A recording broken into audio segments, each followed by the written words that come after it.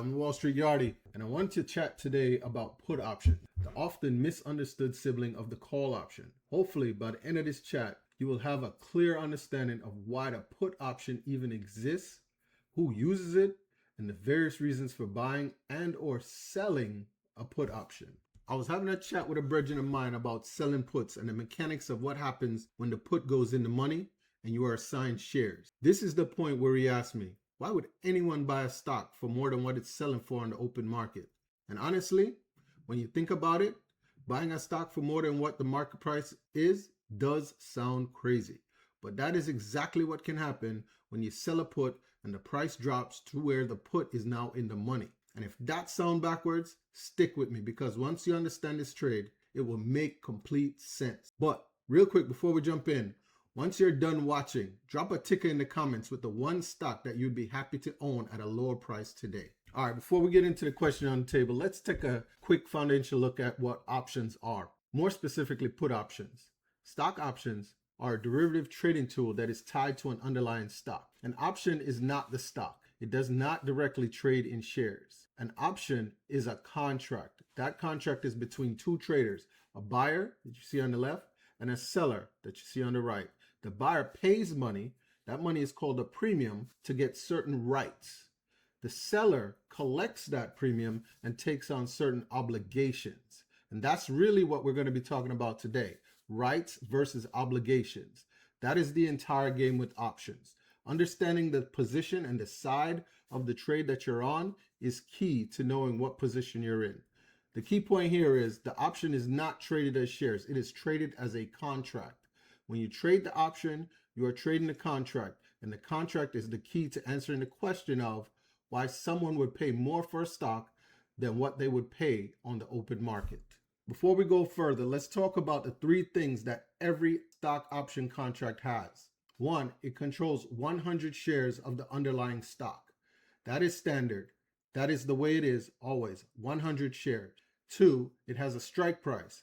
This is the agreed upon price that we have in the contract itself. And three, it has an expiration date, after which the rights for the buyer disappear. So keep these three in mind. They matter for everything we cover next, and they apply to all options, whether it's a call or a put. Now that we have some of the basics out the way, the last thing you need to know is there are only two kinds of option contracts, calls and puts. A call gives the buyer the right to buy a stock at a set price. Put gives the buyer the right to sell a stock at a set price. That set price is what we call the strike price in the contract. This is the agreed upon price for which the contract goes in the money and will have value at the expiration date. Today, however, we're going to strictly talk about puts and focus on how puts work as a buyer and as a seller. Before we get into the nitty-gritty of puts and stocks, let's use something everybody knows to kind of hone in on the point. Car insurance. Let's say you're the owner of a car and you want to protect your asset, the car, right? You want to protect your car from disaster. For this, you get an insurance policy and you pay a premium. If something happens to your car, you have the right to make a claim and get paid to cover the damage. In exchange, the insurance company takes on the obligation to cover you if something goes wrong, and then they are obligated to pay if you make your claim. You get the right to make the claim, they carry the obligation to pay. Remember that structure. The buyer pays, gets rights, seller collects, carries obligation. A put works exactly the same way, just with stock instead of car. One of the easiest ways to understand a put is through the insurance analogy. So let's say you own a stock that has run up really fast. You're sitting on a nice profit, but you're a little nervous the stock could pull back and give back a big chunk of your profits. So what do? You buy a put. Same way insurance protects your house or your car, the put protects your stock and allows you to sell at a certain price. The catch is that you pay a premium for that protection. As a put buyer, you then have a right, but you do not have an obligation. If the stock price falls below your strike, then you can use the put and sell at your strike price. If the stock price stays above your strike price, then you would let it expire worthless because you can sell for more on the open market. The buy side is usually the easier one to understand.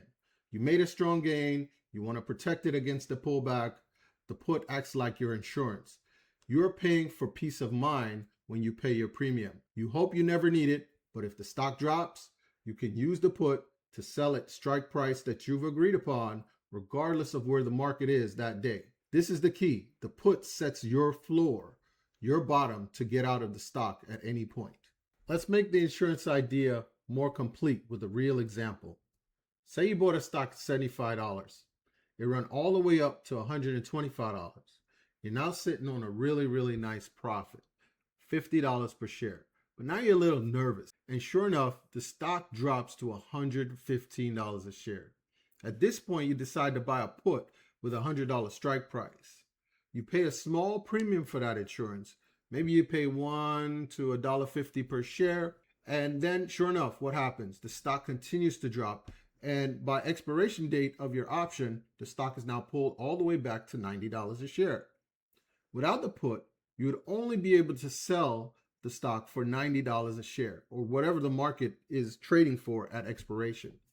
But with this put, you can now exercise the put contract, make your claim, and sell it for $100 a share, regardless of what the market price is at the day of expiration. That means you get to collect $10 more per share than you would have without the put.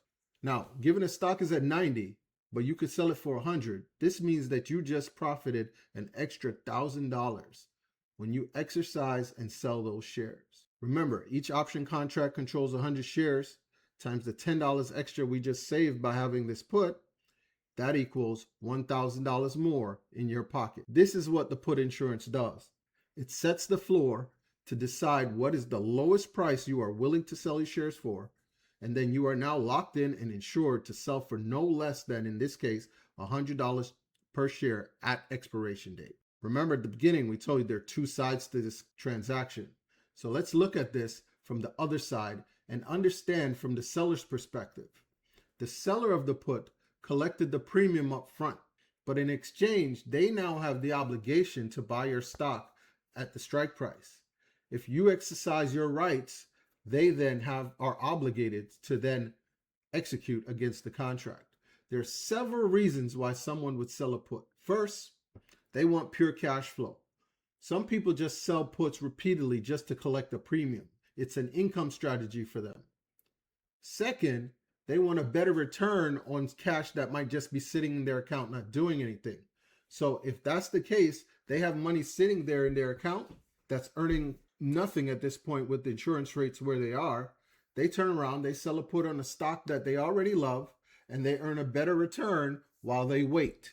This is kind of like getting a dividend payment on a stock that you like. Third reason, and this is the heart of the video here, is securing a better price on a stock that you already want to own. You are not guessing. You're not chasing. You already did your homework. You already know what price you want to pay for this stock, and you are getting paid while you wait for the stock to get to your buy price. And we're going to get into this in a second here. In this situation, the seller of a put is considered to have a bullish position on the stock, while the buyer is nervous and already made their profits. It is the complete opposite of what we just discussed.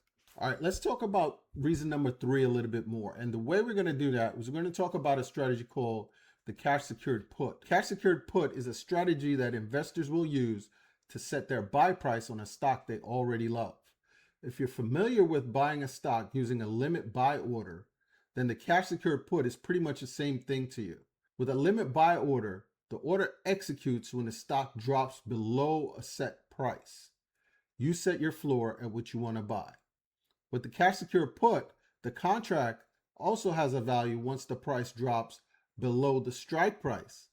And the buyer of that put then exercises their right and sells you the stock at that price. The big difference between these two is that the seller of the put collected a premium while the investor that's just using the limit buy order got nothing while he waited for the stock to drop. Most famously, Warren Buffett used this strategy by Coca-Cola, ticker symbol KO, at $35 back in 1993, and he collected $7.5 million while he waited for the stock to drop to his buy price of $35. So here's how it works in practice. You already like a stock, you did your homework, you know the price you want to buy it for. You pick a strike price in the option chain where you are genuinely willing to own the stock. This is the strike price that you know if you get assigned and that buyer of that put has to sell you those shares, you're okay owning the shares at that price. So what next happens is you set aside the full cash amount to buy the 100 shares if you are assigned. This is what makes this thing called cash secured. You're setting the cash aside so that if you do get assigned the shares at the strike price, you are able to make that purchase. And at the same time, you're also going to collect a premium while you wait. This is the whole idea. You're getting paid to wait for a price you already wanted to pay for a stock you already love. Now we know why investors sell puts and the reason you might want to do so as well. Just to lock in the concept, let's walk through what can happen at expiration. Here's a setup. Let's say one of your favorite stocks is trading for $50. You decided that you're willing to buy the shares if it drops to $45 or less. So you choose to sell the $45 strike. And for taking on the obligation to buy the shares, you collect $1.50 per share or $150 in premium. Your broker will then reserve $4,500 in cash. Remember, each contract's 100 shares times the $45 strike price. In case you have to meet your obligation, they'll have the cash ready to go. The first outcome we can have is the stock is at or above $45 at expiration. In this case, the contract expires worthless. The buyer of the put would not exercise here because they could get more money for the shares on the open market if they wanted to sell. You still get to keep the $150 premium as the seller of this put, just as the insurance company would if nothing happened to your car when the policy expired. And your $4,500 cash that you had just set aside just earned 3.3% return while you waited for the price to drop. You got no shares. You got the income from the premium, which is great. But here's the best part. Typically, you would sell this put with a week or maybe 30 days to go. Hence, you are generating 3.3% in a very short period of time. And if the contract expires worthless, you can simply turn around and sell another put for the next week or the next month expiration and collect yet another premium. And you can continue to do this over and over again, collecting premium all along the way. The second outcome is the stock drops below $45. In this scenario, the put buyer will exercise their right and you get assigned to buy 100 shares at $45. Yes, that would be above the current market price that day. But here's the thing. Your effective cost basis is now $43.50 because you already collected $1.50 in premium. You bought a stock you wanted at a price you chose with a built-in discount. And that right there is investing with a plan. Either way, this should only be done on a stock if you truly want to own this stock. You do not want to get stuck with a stock just because the premiums were fat. Make sure you love this company and wouldn't mind holding it in your portfolio for a long time. You want a company that you have faith will bounce back and provide a solid return on the shares if you do get assigned. Here's the thing that should shift your mindset. While most people are looking at the market and asking, is the stock trading at a good price today? The put seller thinks about it and asks a different question. What price would I be willing to buy the stock today? This allows them to form a solid plan. If the stock comes down to their price, they get to buy a business they already wanted at a price they already chose. And the best part of it is that they get paid to do so. If the stock never gets down to their price, they get to keep the premium with a nice return on cash and move on. No regrets, no chasing. The market rewards preparation over prediction every single time. Best investors are not the ones who call the bottom. They're the ones who already have a plan when the dip happens. And look, even Warren Buffett has been on both sides of this conversation. He famously warned that derivatives can be dangerous and called options financial weapons of mass destruction. But on the other hand, Berkshire also sells long-dated equity index put options and collects premiums for doing so. That does not mean you should just blindly copy Buffett. It means the contract can make sense when you fully understand it, especially when you're disciplined about price and risk. So, back to the question when we started. Why would anyone buy a stock for more than what it's selling for on the open market? The answer is they're following a plan. They picked the strike price, what they were willing to pay for the stock, they collected the premium up front, They decided well in advance that the price they wanted to pay was fair. If assignment happens and they're forced to meet their obligation, yes, they would buy above today's market price. But this was a price they were okay paying anyway, and they got paid to do it. The one thing, and probably the only thing we can truly control as investors, is our entry into any position. We decide if this is the right time, the right price, and the right amount of risk for the market conditions before us when we take any trade or make any investment. After we've entered a position, we are at the mercy of the market. So the point is, make sure you have a plan and stick to the plan. I'm the Wall Street Yardie, and if this made puts finally click for you, hit like, subscribe, and link me in the comments so we can continue the conversation. Also, don't forget, drop a ticker in the comments with the one stock you would be willing to buy at a lower price today.